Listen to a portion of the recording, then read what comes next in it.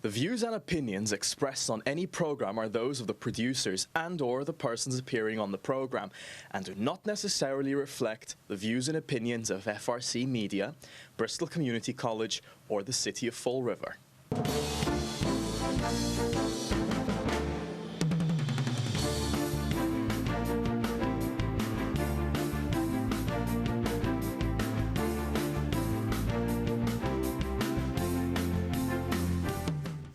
Good afternoon. Welcome to another edition of Table Topics, Carlos. I think I kind of give you a little bit of a break here. This is not Wednesday, right? Yes. You're probably seeing a rerun, but this is a new show that you'll probably see next week. Carlos, what do we have? What do we have on the agenda? Oh my God, what we have. We were talking about the trip to the Azores that's Yes, coming up in yes. the next 3 or 4 weeks. Yes, the 26th. We'll be leaving on the 26th. And we were talking about because by the time, our time, we got there like at 3 o'clock in the morning. Yeah. And and usually the hotels check in, it's always like noon time. Yeah, noon, At yeah, least yeah. after 11, after 12. Yeah. And so that night that we flying, it's already included on the package. So that means that we still can enjoy the breakfast when we get there. The breakfast is already included. Yeah. And we can enjoy the nice AC room. Yeah, no, I didn't do that. And actually, it's good that you mentioned that because I don't think a lot of people know what happens in different countries. So when I went, and I've been to, Mexico, Canada, the UK, but still, this isn't something that happened there. So when I went back in 19 with you and the group, I went into the room and I'm like, wow, it's hot in here. Nothing works, right? Yeah. So I put the card in. I'm like, okay, no problem. Everything goes on. Well, when you leave, you got to pull the card out, so all the AC and everything goes out. So when you get in there, it's not like, here in the States or in Canada where they have the air conditioning blaring. Yeah. It's to save energy. So Save I energy. got to give them that point. They are actually saving the environment as opposed to, we say that here, but people run their cars in front of Dunkin' Donuts or Starbucks for like 10 minutes while they run in, or somebody runs an errand and they get their car running.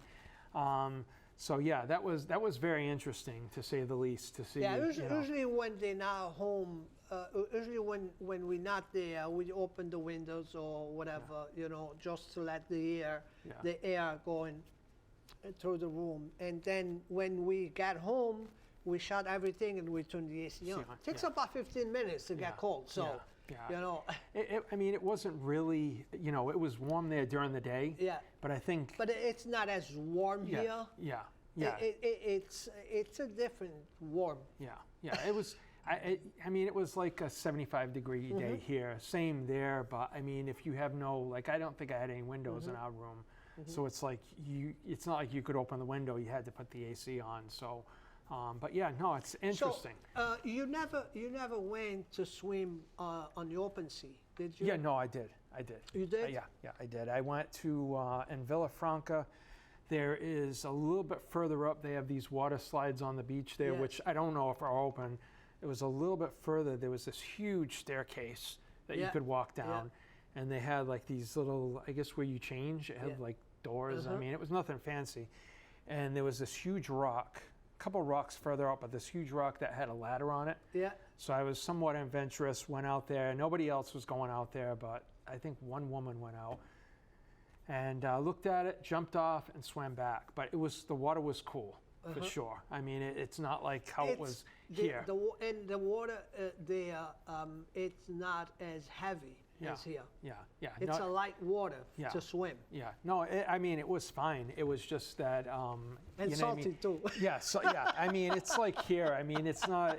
It's just it was like probably 65, 70. Yeah, so yeah. When you got in, you felt. You felt it. Now on the opposite, and you probably had the same thing. I went to the Bahamas, probably 15, 20 years ago, and when you go in the water there, it's like, why even bother going in? It's so hot. It's almost hotter going into the water than staying it's out. funny.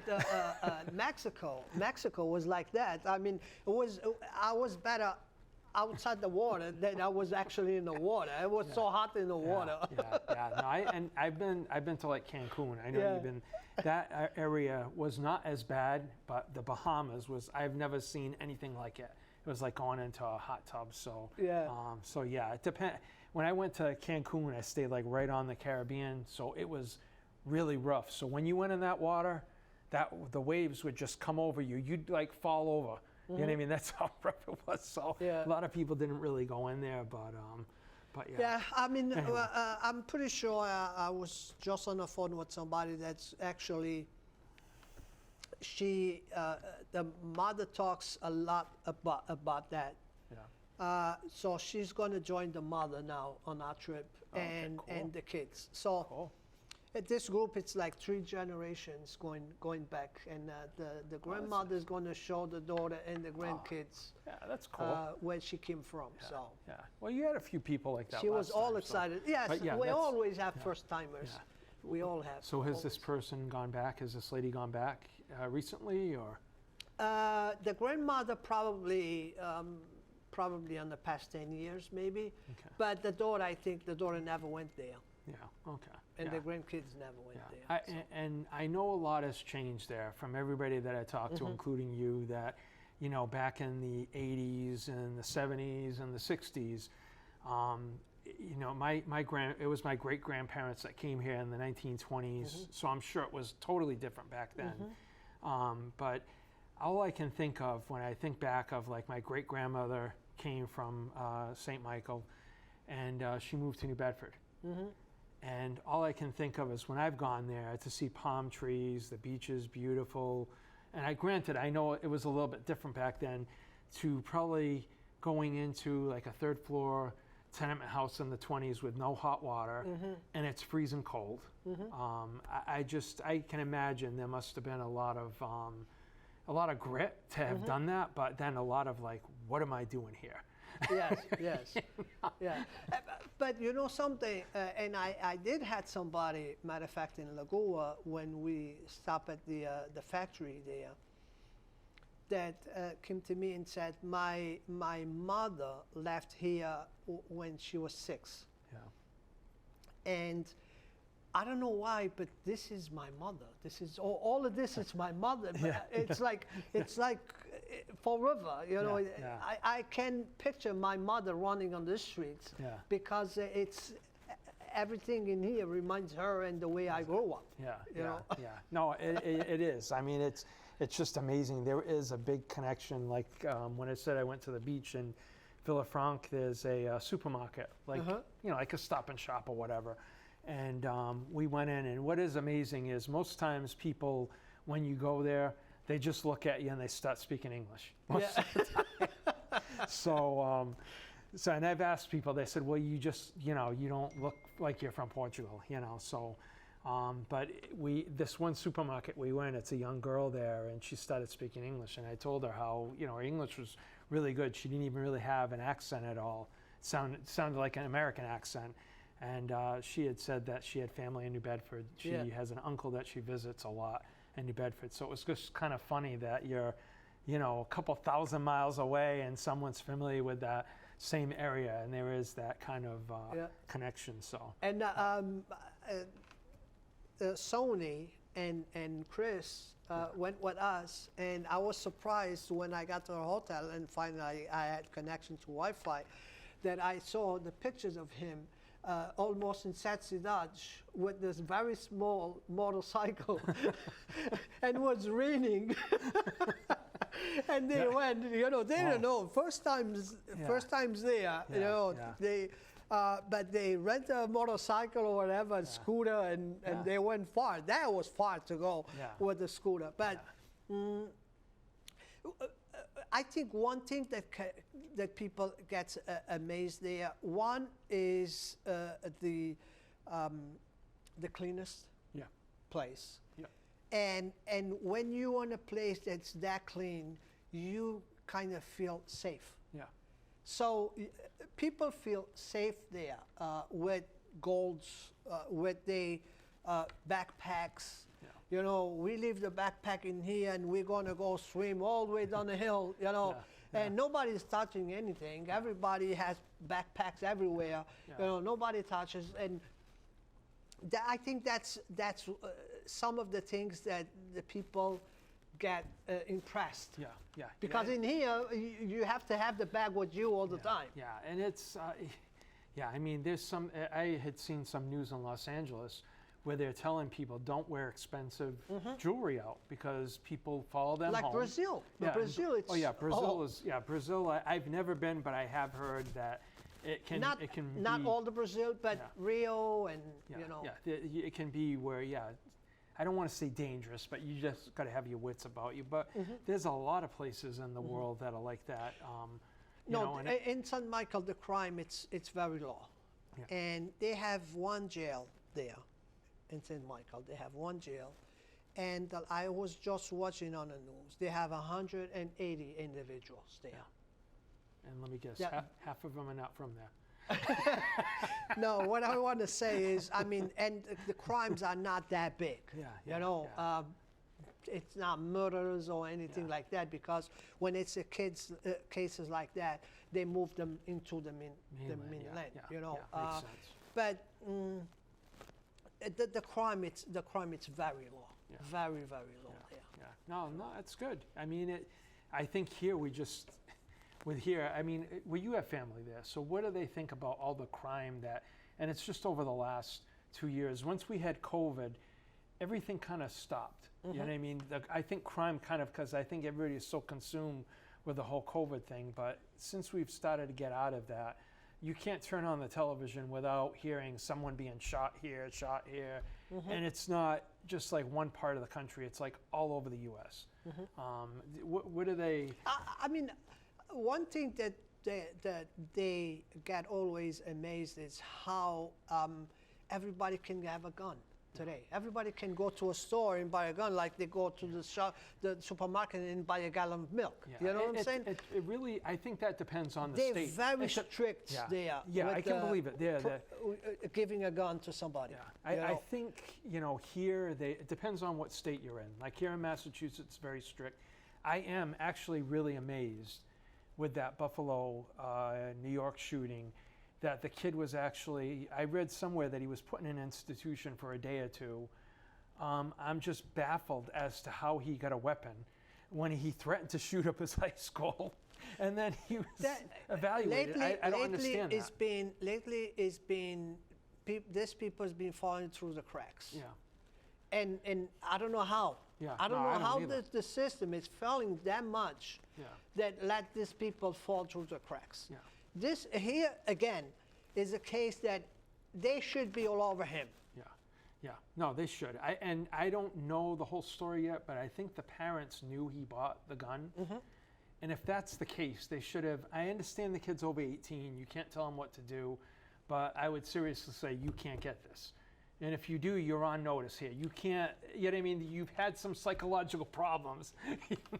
But here's another thing that amazes me on this country is, and I say this many times, just because you have a right to have something, that doesn't mean that you should have something. Okay? So has to be a line drawn somewhere, just like a license. Everybody gets for granted that has a drive license. But guess what? You could lose it in one day. No, you're right. Right? You're right. So it's not something that you have to. You know, you have to. First of all, you have to. We have to see if you're worth it to have it. Okay. So I don't know, but cases like this, more and more we see. Everybody. I would say 9 out of 10 people that are shooting people, they fall through the cracks. But you know what I find interesting? So just think of the last couple shootings. We just had one in California, right, where that guy went into the church. We had one in New York. We had the guy that went into the subway in New York. And prior to that, we had that Wisconsin, that wasn't a shooting, I'm sorry. But look at just those states. So I look at it as the states that are the strictest are having the issues. You don't hear a lot of that in Texas or North Dakota or Vermont or Maine or New Hampshire. You hear them in all these crazy, so I don't know if it's because the population's so big and it's hard to keep a handle on it. That could be really part of the problem, that you have so many people in New York State. And the gun shop owner is very distressed over this. I've heard him on the radio because, the people that are selling these products want it to be given to somebody for protection, not to be... I don't understand how these people have this gun, war guns. Yeah. If you need a gun to protect yourself, I understand that you need a gun to protect yourself. Yeah. But you don't need a gun to get 200 bullets in a second. Yeah, it's... To save yourself. Yeah, I think... And see, I'm a little bit more... It's something that's been someone's right, in this country. I think what you see in this country, too, is that... And there is a lesson to be learned. So we had Nazi Germany, right? Nazi Germany, Hitler took everybody's weapons away. So people were defenseless. Same thing under Mao in China. So all these different countries, Pol Pot and Cambodia, I'm probably pronouncing the name wrong, but there was a genocide there. They killed people.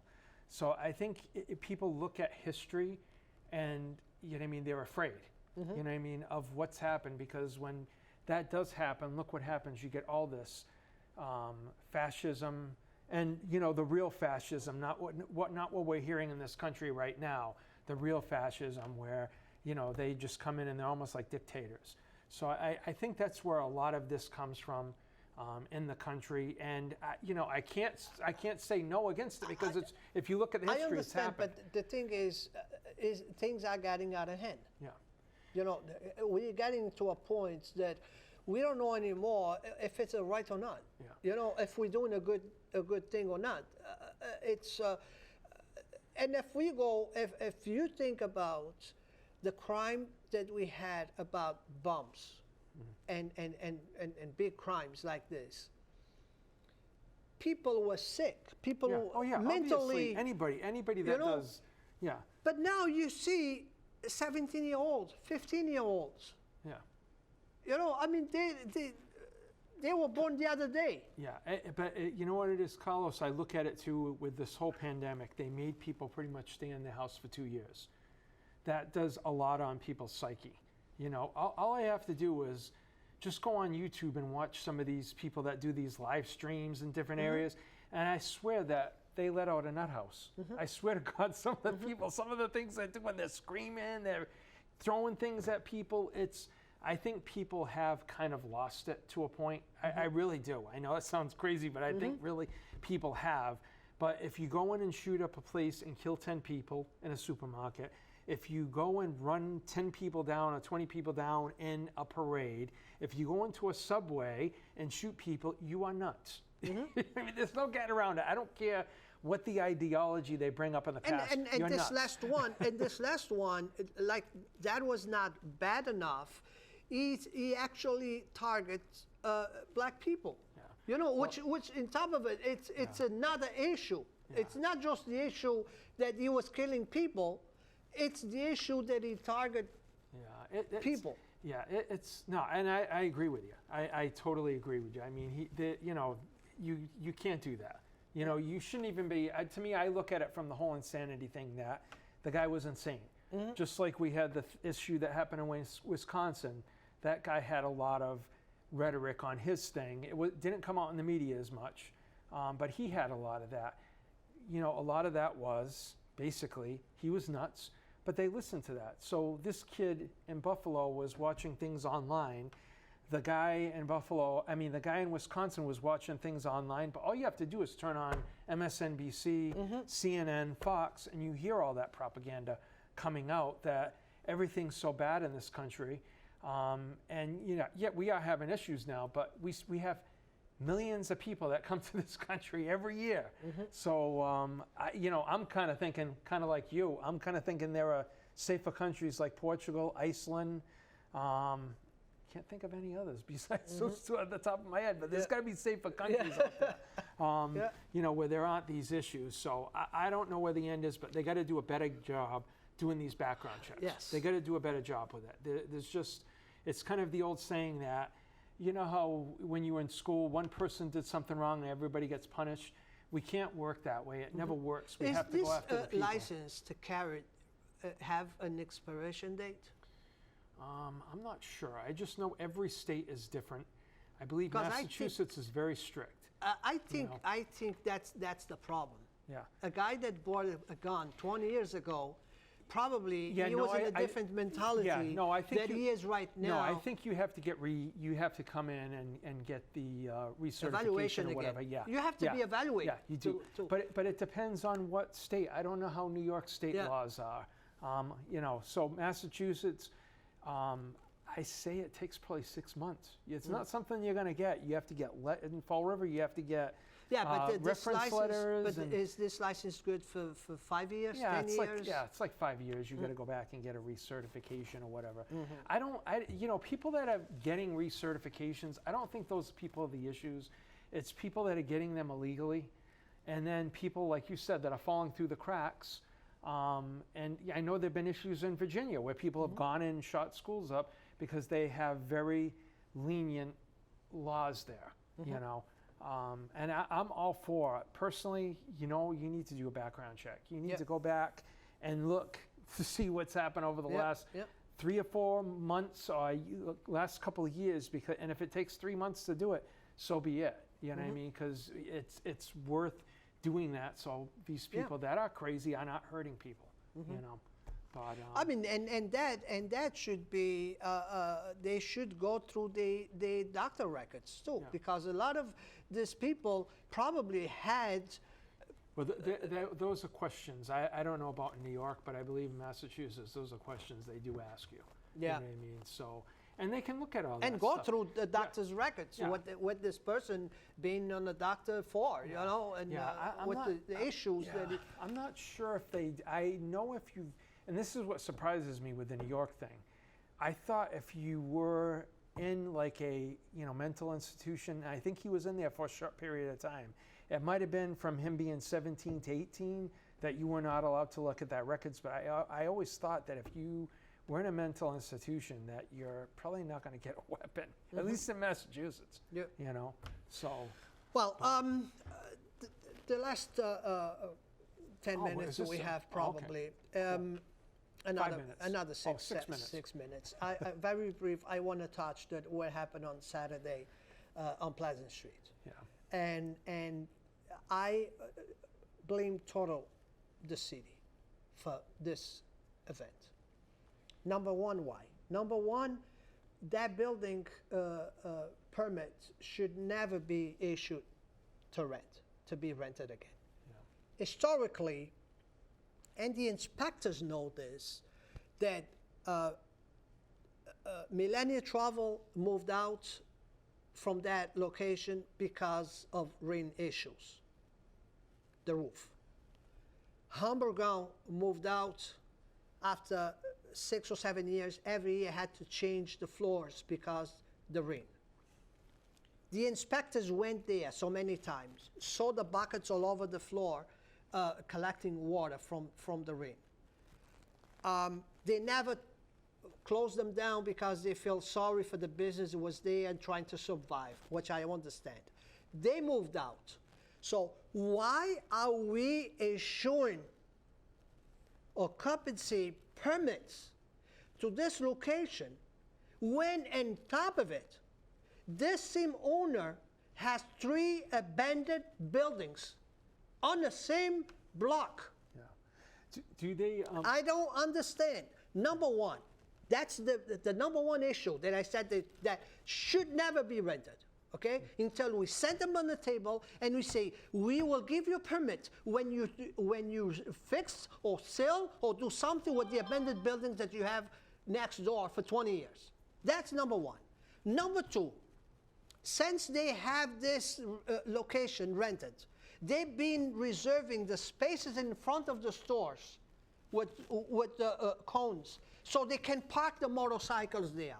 If you need to use the street, you need to go to City Hall, pay a permit so you could have that area blocked off from traffic for your use.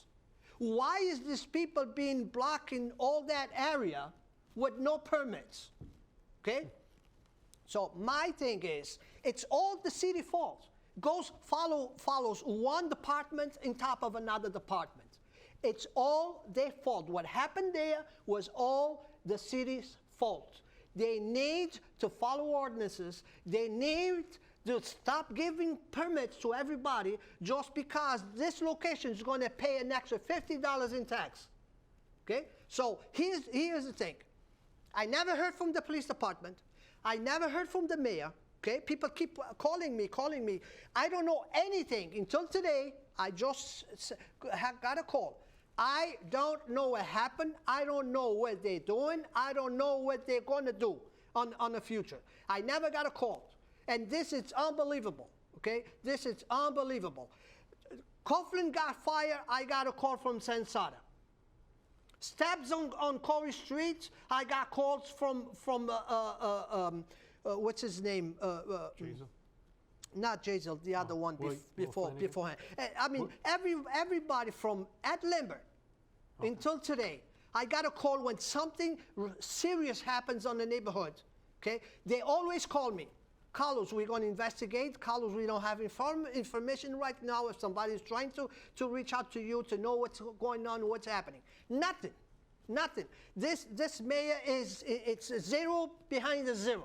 It's nothing. I don't even want to say stuff that I should not say on camera, but it's unbelievable. It's unprofessional.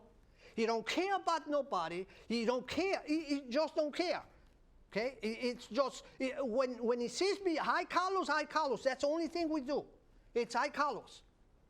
But it's unbelievable. So for those out there that keep calling me and asking me if I know anything, I don't know anything, number one. And he is publicly, the city is responsible for everything that happened in there. I was there 15 minutes before that happened. I was there with kids cleaning the neighborhood. Okay? I walked by there. I saw those people sitting outside. I saw those motorcycles. And business across the street open for 40 years. With people coming from Connecticut, from New York, to those businesses. You think they're going to get out of their cars when they get there and see that people are sitting on the sidewalks with 50 motorcycles on the front of the stores? That's not fair for the business out there for 40 years. It's not fair. And it's not fair for the residents of Fall River when they don't follow the rules. Sorry, I had to say it. Okay. Well, we can say it's get it off your chest day here. How's that? Yeah. I mean, yeah, but I was surprised. Actually, I know I had texted you because I knew you were doing something down there. I didn't even know that when was you called going me, on I didn't there. know what happened. Yeah, no, but I didn't even know that was down. When I heard on the news that there was some kind of club there, I didn't even know that. I mean, not that I go down there every week, but you drive down Pleasant And the Street city sometimes. the city knew that because 2 months ago when that opened up, the police department on our neighborhoods said we're going to keep the eye on it. If the police department tells us on our neighborhood meeting we're going to keep the eye on it, it's because they know something's wrong. So did that have to go through like some kind of permit thing where the police knew? Because sometimes you see some of these meetings that will say I don't know the how police this report was okay. Like I said, that this should not be even issued. People should not be renting that space. Yeah. And with that said, we run out of time. Thank you, John. Yep. See you next week. Yeah. Have a good night.